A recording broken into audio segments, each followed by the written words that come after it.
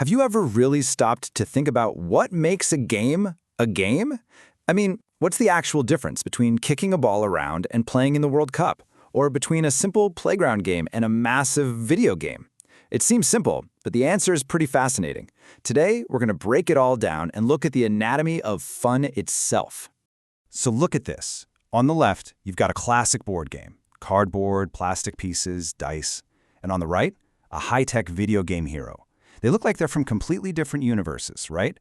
But believe it or not, they share the exact same DNA.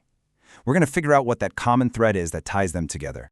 All right, so here's our game plan. First, we'll start with the absolute foundation. What is play? Then we'll get specific and define what a game actually is. After that, we'll dive into the rules and mechanics, the stuff that makes games work. We'll even ask if there's some kind of secret formula for a hit game. And finally, we'll look at how games change and evolve over time. Okay, so before we can even talk about games, we have to start with the basics. And it doesn't get more basic than the simple, universal act of play. So what is play, really? Well, think of it this way. It's something you do that's separate from your normal, everyday routine. You're not doing it to make money or for any practical reason. It kind of creates its own little world with its own sense of time and space. And even in free-form play, there are usually some kind of rules. But the most important part? You do it just for the fun of it. The activity is the reward.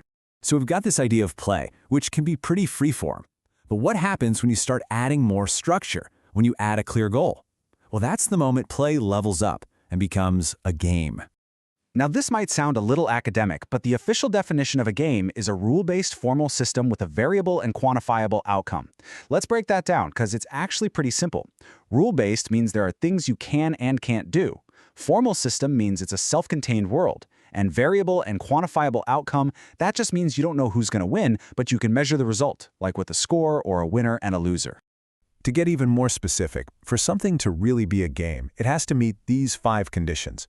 First, some outcomes are better than others. Winning is better than losing. Second, you, the player, have to actually try to affect the outcome. Third, you gotta care about what happens. You feel attached to it. Fourth, like we said, the result is uncertain and you can measure it. And last, and this one's key, the consequences aren't real. You might go bankrupt in Monopoly, but you're not actually bankrupt in real life. All right, we've mentioned rules a few times, but they are so important we need to give them their own spotlight. They're basically the engine that makes the whole game run. Seriously, think about any game you've ever played. Chess, tag, Fortnite, whatever. What's the one thing they all have? Rules. Without rules, you don't have a challenge. You don't have structure. You don't really have a game. The rules create the entire experience. Now, especially in the world of video games, you'll hear another word for rules all the time, and that word is mechanics. Mechanic is just the game's word for a core action. It's the verb of the game. What can you, the player, actually do? Let's take a first-person shooter as an example. The main mechanic is pretty obvious, right? It's shooting, but that one action is supported by a ton of other mechanics, a whole system of rules. How does damage work? How does aiming feel? How fast can you run? How high can you jump? How well can you hide? Every single one of those is a mechanic. But mechanics aren't just about what you can do. They're also about what you can't do. The rules of the world also shape the game. Can you shoot through that wall? How much damage can you deal out? And, just as importantly, how much can you take? These limits are just as critical as the actions themselves. Okay, so we've got the building blocks. Play, rules, mechanics. But how do you put those blocks together to build something amazing? What makes a game not just good, but a killer game that everyone wants to play? This is the million-dollar question, isn't it? Is there some secret formula, a recipe you can follow to guarantee a hit game? Well, the short answer is not really.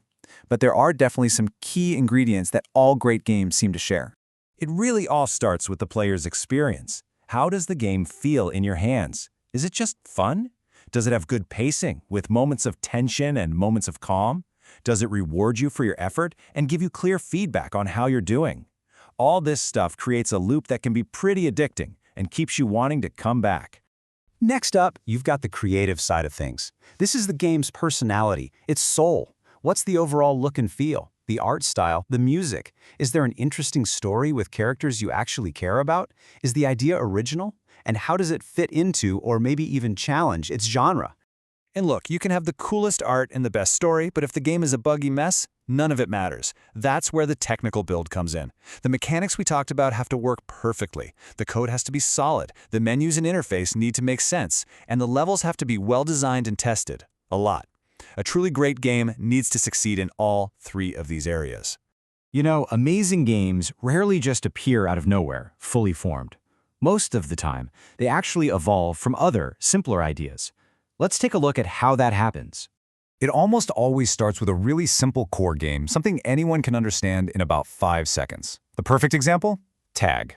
Everybody knows how to play tag. One person is it, and they chase everyone else. Simple. Okay, so we've got tag. Now, what happens if we add just one tiny new rule? Let's say when you get tagged, you have to freeze in place. You're stuck. You can only be unfrozen if another player who isn't it tags you. Boom. Just like that, you have a totally new game. Stick in the mud.